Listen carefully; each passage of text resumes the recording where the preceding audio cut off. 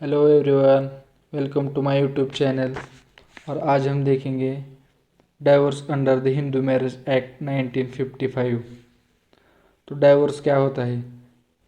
Divorce is the legal termination of a Hindu marriage allowing the spouses to live separately.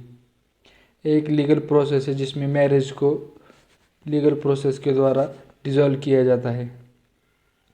Divorce लेने के लिए अगर दोनों पार्टी की म्यूचुअल कंसेंट नहीं है तो एक पार्टी को डिवोर्स लेना है तो उसके लिए कुछ स्पेसिफिक कंडीशंस दिए गए हैं, उसे ग्राउंड्स फॉर डाइवोर्स कहते हैं। आज हम एक एक करके ग्राउंड देखेंगे। सबसे पहले adultery, section 13 sub section 1। If spouse engages in voluntary sexual intercourse with a person other than their spouse it can be grounds for divorce. अगर कौन सी भी एक पार्टी उनके पार्टनर के अलावा किसी और व्यक्ति के साथ सेक्सुअल इंटरकोर्स करती है तो अडल्ट्री के द्वारा डिवोर्स के लिए क्लेम किया जा सकता है। उसके बाद है क्रुएल्टी, सेक्शन 13 सब section 1A। Persistent conduct that causes physical और mental harm making it intolerable for one spouse to live with the other may lead to divorce. Cruelty मतलब अगर कोई भी एक पार्टी दूसरी पार्टी को फिजिकली और मेंटली अब्यूज़ करता है और जो कि इंटॉलरेबल होता है, तब क्रुएल्टी के द्वारा डिवोर्स क्लेम किया जा सकता है। उसके बाद में डिजर्शन, डिजर्शन का मतलब है त्याग। If one spouse abandons the other without reasonable cause and without consent it constitutes desertion as a ground for divorce.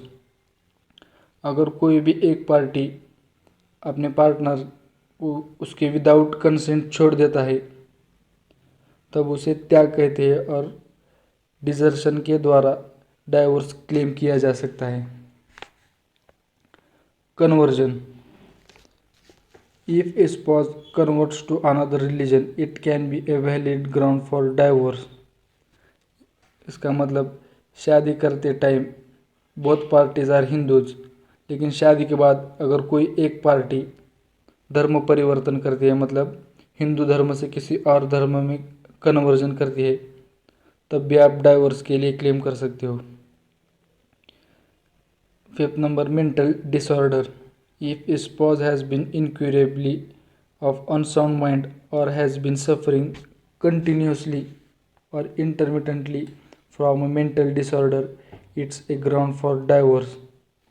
मतलब शादी के बाद अगर कोई भी एक पार्टी मेंटली डिसऑर्डर हो जाती है और अनसाउंड माइंड हो जाती है, तब वो मेंटल डिसऑर्डर के टाइम पीरियड में आप ग्राउंड के लिए क्लेम कर सकते हो। 6 नंबर है communicable disease, if a spouse suffers from virulent and incurable form of leprosy और communicable venereal diseases it can be a reason for divorce. मतलब दोनों में से किसी एक पार्टी को इनक्यूरेबल और कम्युनिकेबल डिसीज़ हो जाता है, तब भी आप डाइवोर्स के लिए क्लेम कर सकते हो। इनक्यूरेबल डिसीज़ मतलब जैसे कि कोई डेंजरस डिसीज़ है जो कि कभी कभी अच्छा नहीं हो सकता। नहीं तो जो भी कम्युनिकेबल डिसीज़ है, मतलब एक पार्टी के फिजिकल रिलेशन या फिजिकल कॉन्टैक्ट से दूसरे पार्टी को भी हो सकता है उसका इफेक्ट, उस डिसीज़ होने के बाद भी आप डाइवोर्स के लिए क्लेम कर सकते हो।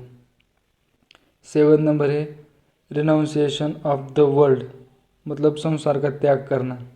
If spouse renounces the world and becomes an ascetic और enters in religious order it serves as a ground for divorce.